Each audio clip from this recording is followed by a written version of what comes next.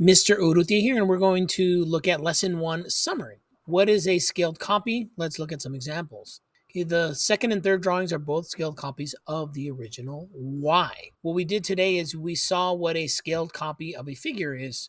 Now, some things to notice here, right? These are scaled copies.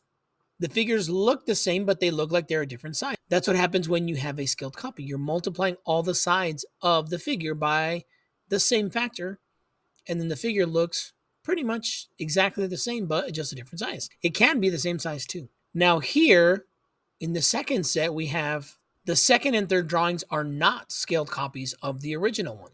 And you can see the difference between the first set we looked at and this set right here. So here is the original. The second one here is spread out wider and shorter. The third one is narrower, but is the same height. So you're seeing that things change. The figure gets warped. That means it's not a scaled copy.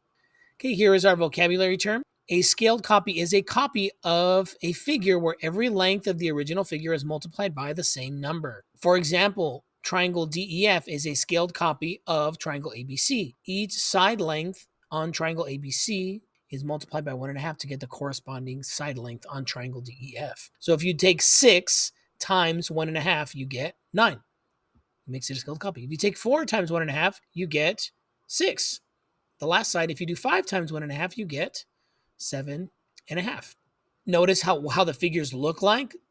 That's what makes it a scaled copy. As we progress through the unit, you're going to be able to look at the figure and be able to see if it is a scaled copy. Most of the time, you can tell just by looking at it.